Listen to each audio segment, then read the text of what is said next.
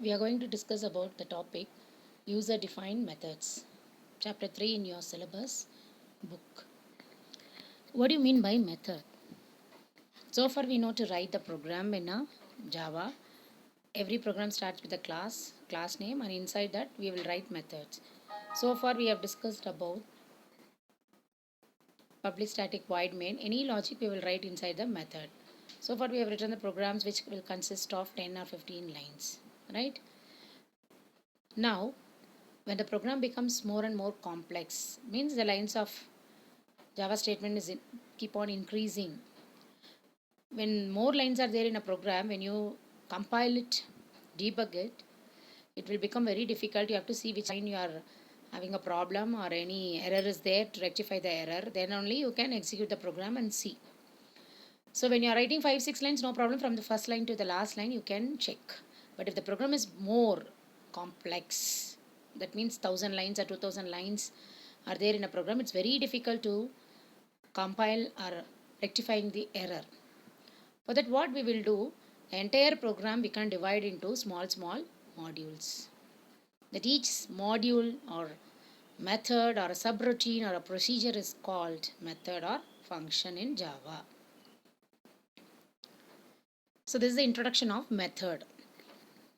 In your syllabus, you are having the need of methods, syntax of methods, method definition, declaration of methods, method calling, method overload. These are the topics given in your 10th standard syllabus. In this, I have divided into two parts, part 1 and part 2. First three topics we are going to discuss in this part 1. What do you mean by method? So in a class, we are writing a method. Inside the method, you are writing Java statement. So a set of statements or a group of statements or a block of code written to perform some task. That is called method, or one more name we'll use function. Both are same. Sometimes we'll say method, sometimes we'll say function. So method, where we will write a method we will write within a class. And whenever we write method, we have to give one name for a method. And method, whenever we write, we use the parenthesis. Otherwise, it will become a variable. So if you want to differentiate variable and method, always if you see after the method name, you will have the parenthesis. Variable will not have the parenthesis.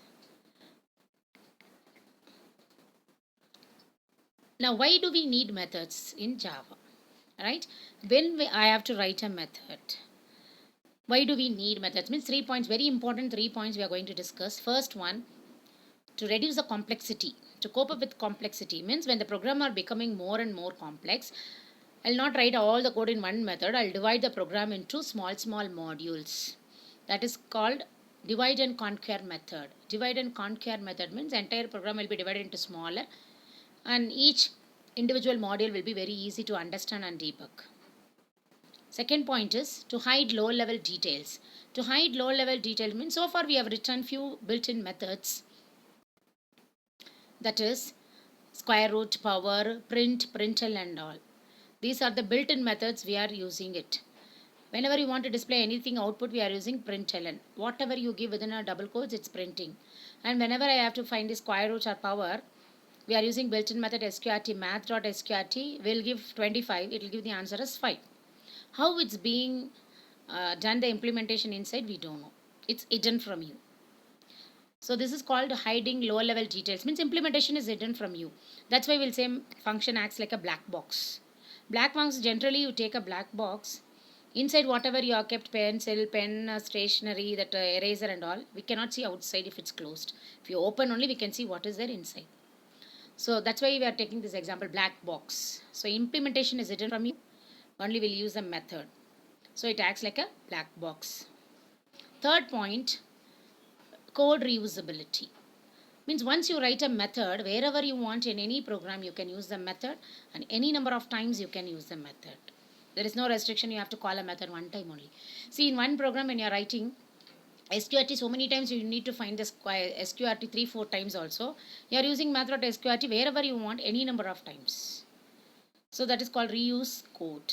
And wherever you want, from other classes also, if you want to use, you can call from other program also, other class also. So these 3 points are very important. One is to reduce the complexity. Next one is to hide low-level details. Third one is to reuse code. For this reason, we are using method in a program. Now, advantages of the methods.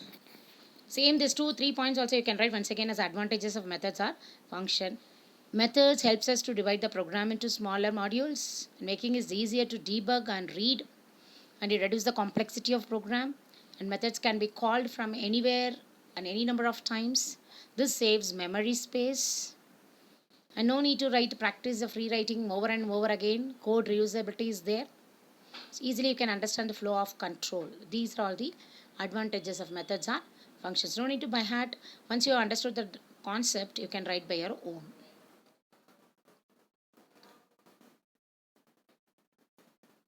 Now we are going to discuss about how to write a method. There is a syntax. Any Java statement, whenever you learn, you have to learn the syntax. Like that, when you want to write a function, here we should know the syntax of a function. That is called general form of a function. So what is the general form of a function? Means how to write. Within a class only we'll write the function. How to write a function? Always starts with the access specifier, then modifier, then return type, a name of the method, and parameter list. This is the first line of your function. After that block, so that flower bracket curly braces starts, then body of the method, then curly bracket closes. So 2 parts will have the function. One is the function header, next one is the body of the function. So 2 parts of a function. The first line is called function header or a function prototype. Then inside the curly braces, whatever you write, that is called body of the method. Now see the access specifier. Public, if you give there are 4 types of access specifier. Is there public, private, protected, and default. This is optional. Without writing also you can write. Public means if you give public outside the class also, it will be accessible. Anywhere in the program, this method you can use it. That is the meaning of public. Whether you are specifying the access, whether it can be accessed anywhere or not. That is called access specifier. Specifying the access. Access where means outside the class. And modifier static. Here, according to your syllabus, you are having 2 modifiers, static and final keyword. So when you write static for the method, no need to create an object. If the static keyword is not there, you have to create an object and you have to invoke the method. That we'll see later. Then coming to return type. Here the method is having a return statement. So the compulsory you need to write return type. Here x and y is int. So I have given the return type int here. If the method is not returning any value, it should be void. V-O-I-D, void. Void means nothing. Method will not return any value where you are calling. Next, name of the method. Any name you can give, but it should follow the rules for the identifier. And inside the bracket parameter list, here 2 parameters are there. It's separated by comma. How many you want you can give. This is called parameter list. Then after that, body of the method. This is called general form of a function. 2 marks question. You should learn the syntax carefully. And next, this I have explained what is access specifier, what is modifier, what is return type, function name, parameter list, and body of the method. Now, already I said the first line of a function definition is called function header or function prototype. So what it should be there? Public, static, and return type, name of the function, and parameter list. That first line alone is called function header or function prototype. Why I'm repeating so many times? It's 2 marks question. In section A, the last 2 marks question, write the function prototype for the following function. Display which accept 2 parameters and it will return some of these 2 numbers. Means you have to write the public, static, int, and display is the method name. Value is the sum of 2 numbers, so x and y. Return type is int. Like this, only the first line alone you have to write. No need to write the full program. This is a 2 marks question, is very important. Classification of functions. Now we are going to discuss the types of functions, different ways. There are different ways are there to classify the functions based on availability. Based on availability, we are defining into 2 ways, predefined method and user-defined method. Already we discussed about predefined methods, means which is already available in Java. For example, square root, min, max, ceil, floor, etc. User-defined method means the methods which are defined by the user or the program, which is created by our own. Another way is based on state of an object. State of an object you can classify into 2 ways, pure function and impure function. Based on invoking. Invoking means calling a method. There are 2 ways, call by value and call by reference. Another way is based on declaration. Declaration means when we are defining a method, we will use one keyword called static. So in that way, two classification static methods are non-static method. Static is a keyword.